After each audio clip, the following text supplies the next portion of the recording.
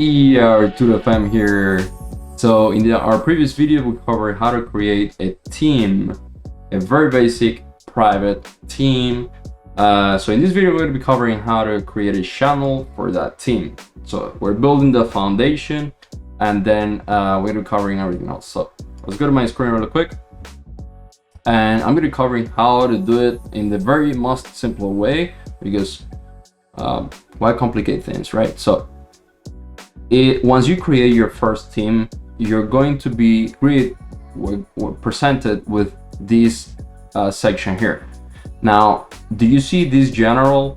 Once you create a team, this is going to be your first channel that you're going to be presented with. So this general is already channel. You can customize it, you can delete it, you can rename it, whatever you want. But for the sake of this video, we're going to create one from beginning. So the easiest way is to go here in the three dots, not this one, but this one here on top. Because if you click on this one, you're going to be customizing that specific channel.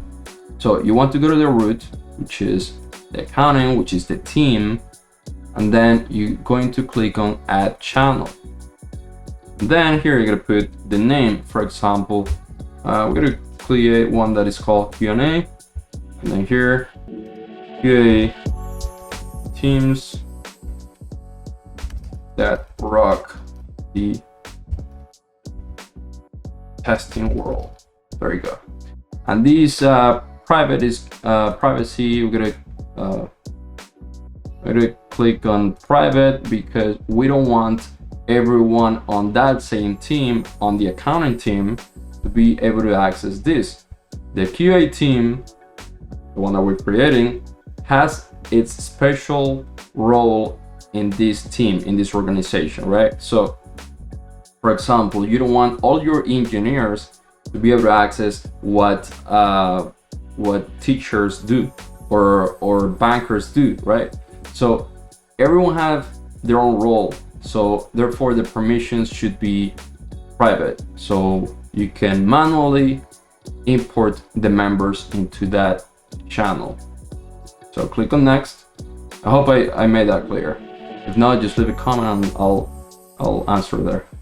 So here you can add the team members. Of course, you can do this later. I'm going to skip it for now. And there you go. We have a QA here, and of course it's private.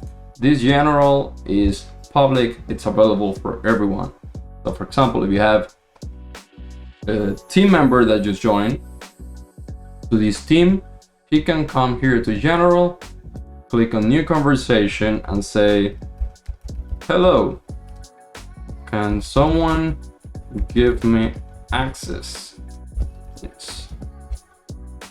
There you go, and it will be populated there. Now, this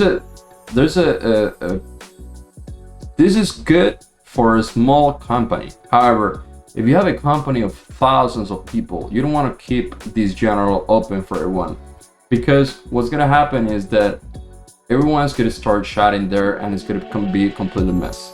So you don't want that. So what I would do is just either put this in private or delete it altogether. All right, so look what happens here. This is very interesting. So if you click on QA, which is the channel that we just created, you're going to see here these three dots, but you won't see those three dots on the accounting, which is the team, the global, the root team, right? So remember, these are channels, this is the team. So in order for you to see the three dots, you'll be able to, you'll have to go to general, which is the root directory. And then you'll be able to see the three dots where you can add channels, members, etc. So just keeping that in mind, because you may be wondering why I can't create another channel now that I have created one. Well, you have to click on general, and then you can see that. Simple. All right, so that is how you create a channel for your team. Now there are a couple of things that you can do with this channel. You can insert, you can implement things like a poll, you can implement a bunch of apps, to-do list, etc. You can create a file, you can create a section for for drag and drop. You can create a section for Zoom meetings, everything, and that all can be customized for a specific channel. We're gonna be covering all that in the next video, so stay tuned for it. I hope you liked it. If you did, click on the subscribe button for more, and I hope to see you in the next video.